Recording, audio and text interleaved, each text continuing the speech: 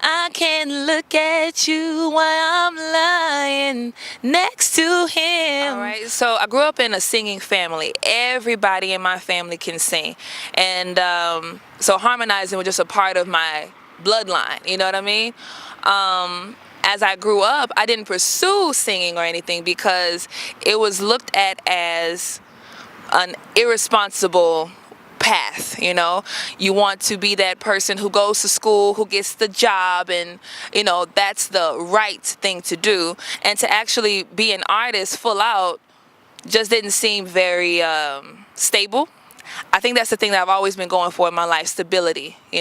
So I worked very hard. I've gone to university, I've been in the military, but I've always had this deep passion to sing, to be an artist. And what I've learned over the years is that it doesn't matter what you do. Your gift will wake you up in the middle of the night. It'll make you write those things. It will make you uncomfortable in that situation that you try to force yourself in. So you'll be clocking in on your 9 to 5, but I was still writing songs.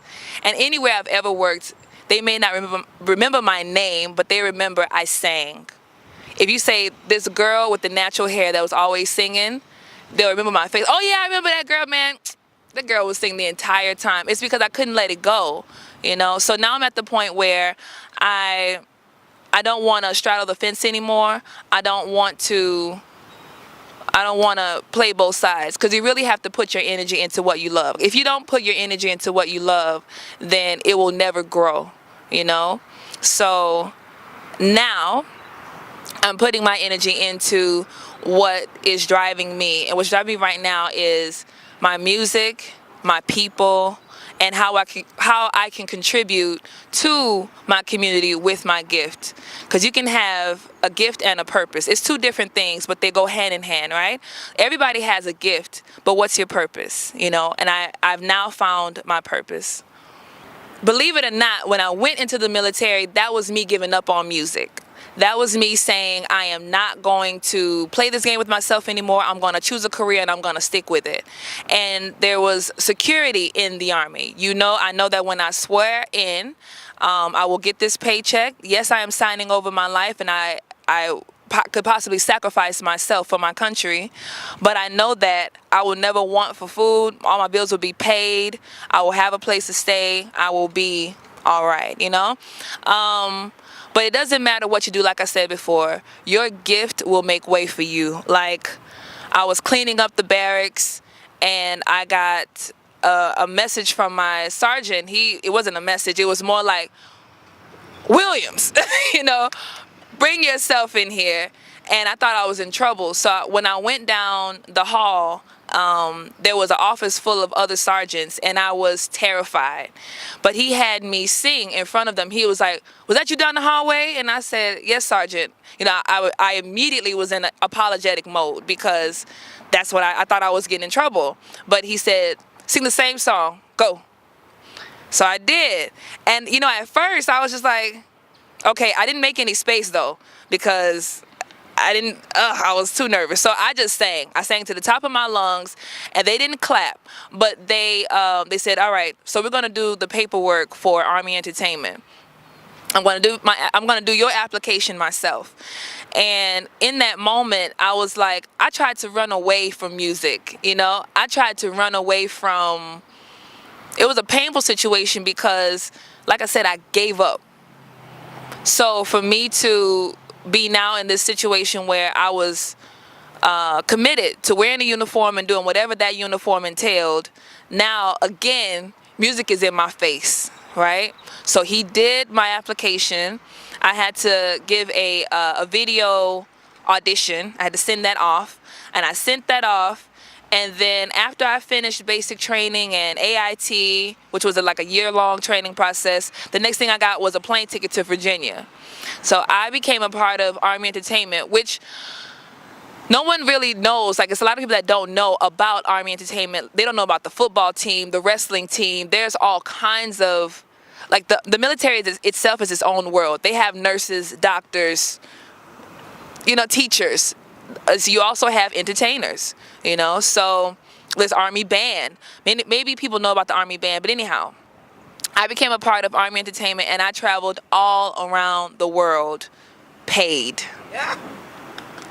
All around the world, and I got to see so many countries, and under the umbrella of the U.S. Army, it was in fine style, you know. And I performed for many dignitaries, upper level sergeants and sergeants first class, and I would have sang for Obama, but he was a tad bit late. Like, it was at the American Legions in Minnesota, and we just sang the national anthem, and I had a special part in the anthem. I finished it. It was a special arrangement to where I finished it. He must have come 5 minutes later, and I was like, come on, Barack, come on. But anyhow, that experience changed my life, because I never even fathomed the thought or fully processed the thought of me living on my dream. So I'm thankful for the Army. I'm thankful for all of my experiences, because they've led me to where I am now. I know the value of hard work. I know the value of not having any money in my bank account and then having money in my bank account. I know so much more than I would have had I just went one path, but I've lived many lives, you know. And this next life that I'm living, I'm just looking forward to all the blessings that could be opened up if I put my energy into it. I put my energy into being an educator. I put my energy into the military. I'm not put my energy into music full time, but that's my time now. I'm living this new life now. Yeah. What I would say to any up-and-coming artist is that, first and foremost, there is no one path to get there, okay? You can ask even Kanye or whomever you admire how they got there, and that will not be the same way that you get there. So first and foremost, see yourself as an individual and have a vision, like have a goal and a message that you want to send to the world. I'm not gonna say that you have to be this way or that way. Artistry is what it is. It's art.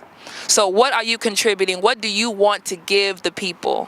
What do you want to, and whatever that vision might be consistent with it. So don't worry about the likes and the comments and the this and that and the third. Know what you want to present and just start doing it. Don't spend too much time planning and all these things. Just do it. Now, without social media and everything, if you consistently expose your point of view and your vision and what you're trying to bring to the world over and over again, there's an audience for you. This world is huge.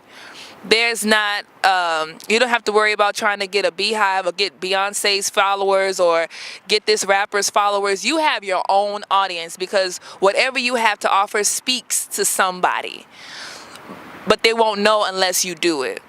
So whatever your vision, start with, what do I want to bring to the people? What do I want to give this world? And then just start putting yourself out there on a platform. Organize yourself and be consistent. So from now I build on the canvas, collect the pieces, find a tree myself. So long I've lived by the truth they transcribed. I open my eyes, I live a new life. I pledge allegiance to a land that don't love me. My humanity, they try to deny me. Crime is the shade of skin I wear. I'm a foreigner, but I was born here. Wake up, yeah, eyes open. Wake up, eyes open. Wake up. Wake up, yeah, eyes open. Wake up, eyes open. Wake up. All right, I am Enjolee. Thank you so much, Houston Media Exposure, for this time. And I look forward to seeing you March 31st this Saturday at Dave & Buster's from 6 to 9 for the release of my new single, Forever Man. See you there. Only just begun. New album called Before I Begin. I'm just warming up.